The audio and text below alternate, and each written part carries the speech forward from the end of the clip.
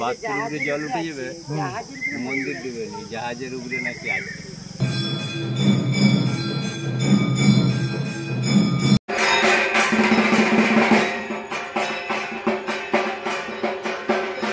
Hello everyone, কেমন আছো তোমরা সবাই? আশা করছি সবাই খুব ভালো আছো আর সুস্থ আছো। নতুন আরো একটি ভিডিওতে তোমাদের সবাইকে অনেক অনেক স্বাগত আর অনেক অনেক ভালোবাসা জানালাম। এখন রেডি হয়েছি বাটুলবুড়ি মন্দিরে যাওয়ার জন্য। তো অনেকদিন থেকে ইচ্ছে মায়ের মন্দিরে গিয়ে একটু পুজো দেওয়ার, তো আজকে যাচ্ছি, পুজো দিয়ে আসবো। তবে বিকেলে আবার যাব বর্গভূয়া মন্দির, যেটা হচ্ছে তমলুকে। তো তোমরা ভিডিওটা দেখতে থাকো শেষ পর্যন্ত, তাহলে জানতে পারবে। আশা করছি ভালো লাগবে ভিডিওটা। অনেকদিন পর একটা বড় ভিডিও শুরু করছি, আর ভিডিওগুলো সময় মতো তোমাদেরকে দিতে পারছি না, এখানে সময় করতে পারছি না। তো পরে পরে সব দেবো, তোমরা একটু মানিয়ে নাও। চলো এখন যা যায়। যে বাবা আর মা, বাবু গাড়ি চলে এসেছে, আমরা গাড়িতে করে যাব। আর সানাও রেডি হয়ে গেছে, রাজবাবু রেডি হয়ে গেছে।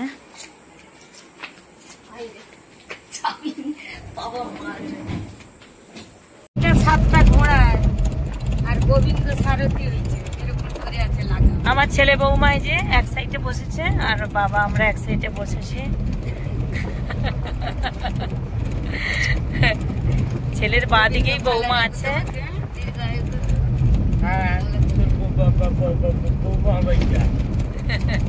অনেকদিন আগে হয়ে গেছে, 10 বছর আগে। লজ্জায় মুখটা আমার ছেলের তো রাঙা হয়ে গেছে গো। আজকে আমার একটা কথা বলতে খুব ইচ্ছে করছে, মানে তোমাদের সাথে শেয়ার করতে। অনেকেই হয়তো জানো না, যখন বাবু আমার 9 মাস গর্ভে ছিল, তখন এই বাবা মা এতটা আমার জন্য করেছে, যার ঋণ হয়তো আমি কোনোদিন শোধ করতে পারবো না। মানে ওকে কোলে পাওয়ার জন্য বাবা মা অনেকটা কষ্ট করেছে আমার সাথে সাথে। সত্যিই আমি চিরকৃতজ্ঞ। সময়ে অনেক দেখবে আত্মীয় স্বজন আপনজনকে পাওয়া যায়, কিন্তু অসময়ে শুধু বাবা মাই থাকে। চলো বাবু চলো, চলে আসলাম। এই হচ্ছে বাটুলবুড়ি মায়ের মন্দির। অনেকে পুজো নিয়ে যে এখানে বসে আছে। আমরা এখন চলে আসলাম মায়ের মন্দিরে। তবে পুজো শুরু হতে এখনো অনেকটা সময় বাকি আছে, এই 9:30 বাজে। তাই ভাবলাম মন্দিরের চারিপাশটা তোমাদেরকে একটু ঘুরিয়ে দেখাই। আর এই মা আমি শুনেছি খুবই জাগ্রত। মায়ের মন্দিরে এসে শুনলাম মায়ের মন্দিরে অনেক অলৌকিক ঘটনা আছে। চলো তোমাদের সাথে যতটা পারবো একটু শেয়ার করি। এই মা হচ্ছে দুর্গা মা। এখানে উনি বাটুলবুড়ি নামে পরিচিত। এই জায়গাটা এত সুন্দর, চারিদিকে মাঠ, মাঝখানে মন্দির, খুবই একটা শান্তির জায়গা। আর এই যে গাছটা দেখতে পাচ্ছ, এটা একটা অর্জুন গাছ। আসলে এই গাছে নাকি আগে জাহাজ বাঁধা থাকতো, সেই চেনের দাগ এখনো গাছে আছে। তবে কিছু বছর হলো মাটি ফেলে এটা উঁচু করা হয়েছে বলে চেনের দাগটা মাটির নিচে ছুপে গেছে। তবে জানো তো, মা নাকি জাহাজে করে ঘুরতে এসেছিলেন, এখান থেকে আর জাহাজটা যায় না। তারপরে মা নাকি এখানে মাটি ফুঁড়ে আর কি উঠেছেন, ওনার আবির্ভাব হয়েছে। তো এখানে একটা বেলগাছও আছে মন্দিরের পিছন দিকে। তো ওই বেলগাছে নাকি কাঁটা নেই। আসলে এখন যেনারা পুজো করেন, ওনাদের যে পূর্বপুরুষ ছিলেন, যিনি প্রথম পুজো করা শুরু করেছিলেন, তো উনি নাকি একটু চোখে কম দেখতেন। তো বেলগাছে বেলপাতা তুলতে গিয়ে কাঁটা ফুটে যায়। তো উনি একটু রাগারাগি করেই আর কি গাছের ডাল ভেঙে এনে মায়ের মাথায় দিয়ে বলেছিলেন যে আমি তোমার পুজো আজ থেকে আর করব না, আমার হাতে কাঁটা ফুটে গেছে। তো মা নাকি সেই দিনে রাত্রে স্বপ্ন আদেশে উনি বলেছিলেন যে কাল থেকে ওই গাছে আর কাঁটা থাকবে না। সত্যি সত্যি নাকি তারপর থেকে ওই বেলগাছটাতে আর কাঁটা নেই। তবে বেলগাছটা আমি খুব সামনে থেকে মিনি ব্লগে তোমাদেরকে দেখিয়েছি, লং ভিডিওতে আর দেখানো হয় না। ওই মন্দিরের পিছন দিকেই আমরা সামনে থেকে দেখেছি, সত্যিই গাছটাতে কিন্তু কাঁটা নেই। তবে জানো তো, শনিবার আর মঙ্গলবার দিনকে প্রচণ্ড ভিড় হয়। তবে আজকে যেহেতু বৃহস্পতিবার, তুলনামূলকভাবে একটু কম ভিড় হয়েছে। আর দুর্গাপুজোর সময় যেমন মা দুর্গার 4-5 দিন পুজো হয়, এখানেও কিন্তু পুজো হয়। অনেকে অঞ্জলি দিতে আসে, আমি এই মন্দিরে এসেই জানলাম। আর আমাদের এখান থেকে দেশের বাড়ি খুব একটা দূর না, রাজবাবুকে সেটাই জিজ্ঞাসা করছিলাম। আর অনেক ভক্তরা যেন কলিকাতা থেকে, বিভিন্ন জায়গা থেকে আসে এখানে পুজো দিতে। আর এই যে অর্জুন গাছটা অনেক বছরের পুরনো, একটা ঐতিহাসিক গাছ বলতে পারো। তো এখন মাটি টাটি ফেলে উঁচু হয়ে গেছে। চারিপাশটা মাঠ, মানে বন্যা হলে না চারিদিকটা ডুবে যায়। তবে কখনো ঠাকুর মন্দির কিন্তু ডুবে না, যেহেতু জাহাজের ওপর নাকি মন্দিরটা বসে আছে, মানে ভেসে আছে বলতে পারো। যতই জল বাড়ুক, এর থেকে উঁচু উঁচু জায়গা ডুবে যায়, মন্দির কিন্তু কখনো ডুবে না। আরও মায়ের মন্দিরে এসে অনেক মানে অলৌকিক ঘটনা শুনলাম, যেগুলো পরে আমি কখনো আসলে ব্রাহ্মণের মুখ থেকে তোমাদেরকে শোনাবো, তাহলে তোমাদের বিশ্বাস হবে। সবটা এই ভিডিওতে শেয়ার করতে পারলাম না, শুনলে না তোমাদের গা হাত শিউরে উঠবে। মানে আমি সব কিছু শুনে অবাক হয়ে গেলাম। আর এখানে না জলেরও ব্যবস্থা করা আছে, সব কিছু আছে, খুবই একটা শান্তির জায়গা বলতে পারো। আর এই যে এখানে সব আসলে স্নান করে ভাদ্র মাসের সংক্রান্তিতে। অনেক কিছু এখানে নিয়ম আছে। ওই যে মাসিমা উনি বললেন মন্দিরের জায়গাটা জাহাজের উপরে নাকি আছে, মন্দির ভেসে যায়। জাহাজের উপরে আছে, ওই জন্য বন্যায় ডুবেনি তো। হ্যাঁ, এটা বন্যায় ডুবেনি। যত বড় বন্যা আমাদের বাঁধপুর উপরে জল উঠে যাবে, মন্দির ডুবেনি, জাহাজের উপরে নাকি আছে। চৌকা মুসুরপুর আমাদের ঘর থেকে কত, আমরা হেঁটে হেঁটে রোজ। আমাদের দেশের বাড়ি এখান থেকে বেশি দূর না। ওই যে ওই দেশে বনটা দেখা যাচ্ছে, এই রাজবাবু ভালো বলতে পারবে। ঠিকই তো, অনেক কাছে তো। আইমা দাদামোর তো অনেক কাছে। আমরা আসছি মনে হচ্ছে আমাদের সামনে। হ্যাঁ, ডিঙাল মনে হচ্ছে আমার মনে হচ্ছে তোমাদের কাছে সিকিমটা। হ্যাঁ, ওই বনটাতে। হ্যাঁ হ্যাঁ, ঠিকই বলেছো। ওই বন পেরিয়ে ওখানে আমাদের দেশের বাড়ি আছে।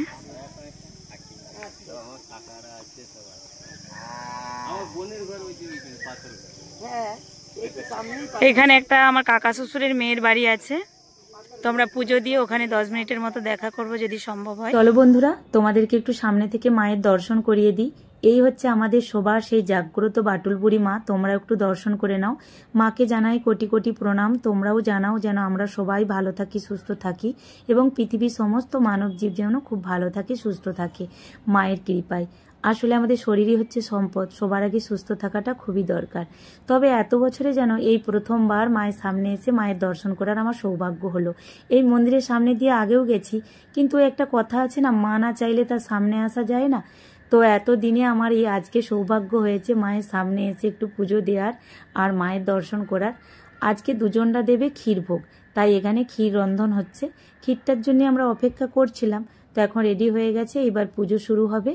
আর এই যে এখানে গাছের গোড়ায় দেখতে পাচ্ছ, এইখানেও কিন্তু আগে পুজো হবে, তারপরে মন্দিরের ভেতরে হবে।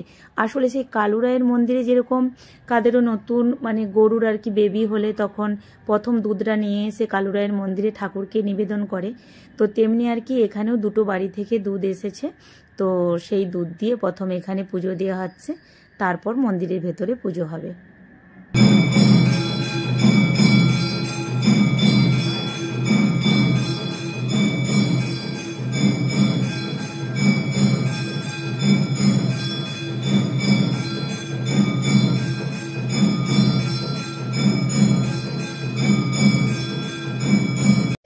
এখন প্রসাদ খেয়ে এখানে সবাই হাত ধুচ্ছে। ক্ষীর প্রসাদ, তারপর এমনি ফল। কেমন লাগলো ক্ষীর প্রসাদটা? দারুণ না? অনেকক্ষণ থেকে লোভ যাচ্ছিল খাওয়ার জন্য।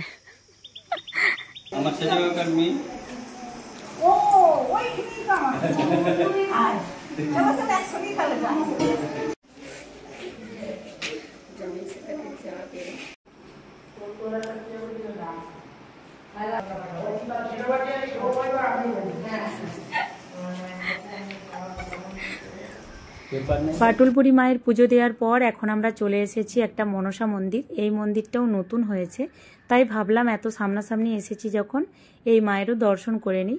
তো এখানে এসে দেখছি এখনও এখানে প্যান্ডেল ট্যান্ডেল আছে, দোকানদানি আছে। তো চলো সামনে থেকে একটু মাকে দেখাই। এই দেখো কত সুন্দর মায়ের মূর্তিটা, খুবই সুন্দর। মানে বাটুলপুরি মন্দির থেকে বেশি দূর না, ওই 10 মিনিটের মতো গাড়িতে লেগেছে। এখন অন্যদের বাড়ি চলে এলাম, ওই যে যাচ্ছে। ছানা ছানা আছে তোমার গিন্নিকে ধরার জন্য। বাবু পিসিকে কি শুয়ে শুয়ে প্রণাম করলে? হ্যাঁ, তোমাদের হয়তো অনেকের মনে হতে পারে যে এটা আমার কোন সম্পর্কের ননদ। আসলে আমার শ্বশুরা 4 ভাই, এটা হচ্ছে আমার সেজ শ্বশুরের বড় মেয়ে, সেজ শ্বশুরের 3 মেয়ে, টোটাল আমার 10টা ননদ। আমার নিজের 2টো, আর সেজ শ্বশুরের 3টি মেয়ে, ছোট শ্বশুরেরও 3টে মেয়ে, মেজ শ্বশুরের 2টো মেয়ে। তো এই নিয়ে আমার 10টি ননদ। এটা হচ্ছে সেজ শ্বশুরের বড় মেয়ে। যে দিদি আবার নাস্তা টাস্তার সব ব্যবস্থা করছিল কিচেনে। নে মিষ্টিটা নে, পিসি ঘরে এসেছিস, খেতে তো হবে।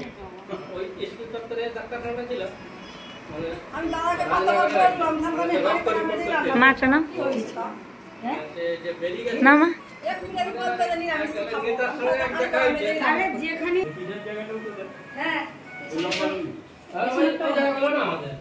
গাদা ফাদা কাজে এখন আমাদেরকে বাড়ি চলে যেতে হবে, যেহেতু বিকেলে যাব বর্গভীমা মন্দির, তাই বেশিক্ষণ থাকতে পারলাম না। তবে একটা বিষয় খারাপ লাগছে, রাজ দিদিকে মানা করেছিল যে রান্নাবান্না করতে হবে না, দিদি তবু নিজের মন থেকে সবার জন্য রান্না করেছে ভালোবেসে।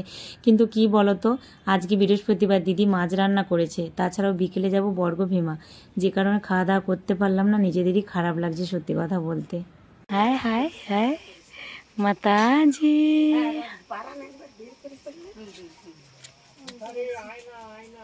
জামাই বাবু কোলা বাগানের নিচে আর আনল।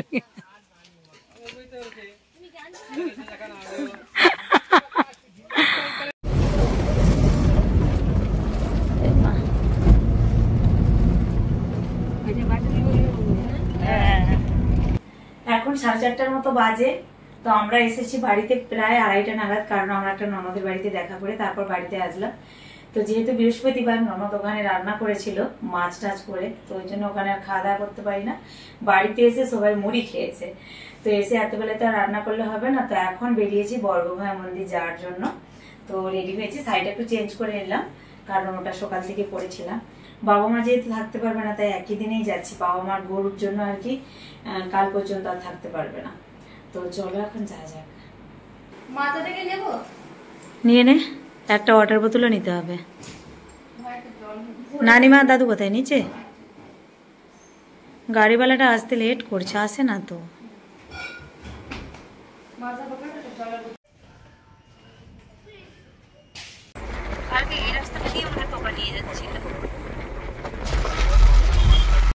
দিব্যেন্দুর দোকানে এখন গেল, ওই যে বোন ওখান থেকে চাপবে। তবে দিব্যেন্দু আমাদের সাথে যাবে না, বোন তার 2 ছেলেকে নিয়েই যাবে। আর দিব্যেন্দুর দোকানের নামটা আমার মনেই থাকতে চায় না, দেখলাম বলে মনে পড়লো, DN ক্লথ স্টোর।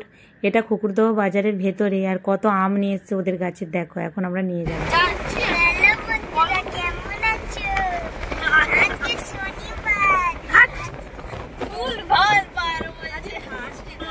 এখন আমরা কোলাঘাটের উপর দিয়ে যাচ্ছি। আর দেখো, এটা কোলাঘাটের তাপবিদ্যুৎ কেন্দ্র।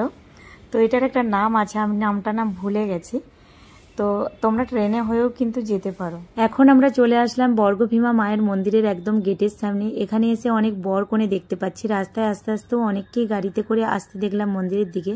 আসলে মায়ের মন্দিরে বিয়েও হয়। আমরা এখন পুজো দেওয়ার জন্য পুজোর ডালিটা নিয়ে নিলাম। আরও অনেক দোকান আছে, যে কোনো একটা দোকান থেকে তোমরা নিয়ে নিতে পারো। এখন আমরা পুজোও দেবো আর সন্ধ্যা আরতিটাও দেখবো। আর এই মন্দিরে আসতে গেলে 22টা সিঁড়ি ভেঙে আসতে হয়।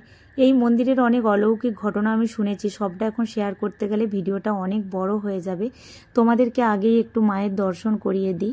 এখন দূর থেকেই মাকে দর্শন করতে দেয়, সামনে যেতে দেয় না। এটা কোভিডের পর থেকে এই সিস্টেমটা করা হয়েছে। আমি এই প্রথমবার মায়ের মন্দিরে আসলাম। বোন আমাকে অনেক বছর ধরেই বলছে, দিদি একবার বর্গভীমা মায়ের দর্শন করে আসবি চল। তো এতদিনে আমার সৌভাগ্য হলো। এখানে যদি সকালে আসতাম তাহলে দুপুরের প্রসাদটা এখানে নিতে পারতাম। 11টা থেকে এখানে কুপন নিতে হয়। তো আমরা যেহেতু সন্ধ্যাবেলা এসেছি, অন্য সময় আসলে প্রসাদটা নয়। তবে এই মায়ের মন্দিরে কিন্তু 365 দিনই মায়ের ভোগে শোল মাছ থাকেই। এমন কোনো একটা দিন যায় না যে শোল মাছ থাকে না। তবে তোমাদেরকে আসল কথাই বলা হয় না, মা সতীর 51তম সতীপীঠের অন্যতম পীঠ হচ্ছে এই বর্গভীমা মন্দির। মায়ের বাঁ পায়ের গুড়লি এখানে পড়েছিল। আর এই যে মায়ের পবিত্র কুণ্ড, এই কুণ্ডের জল কিন্তু কখনোই একবারে শুকিয়ে যায় না। এই কুণ্ডের নাম আছে পাপহরা কুণ্ড, যেখানে স্বয়ং বাবা মহাদেব এসে স্নান করেছিলেন। তবে এখানে নাকি আগে শোনা যায় যে জোয়ার ভাটাও এখানে আসতো।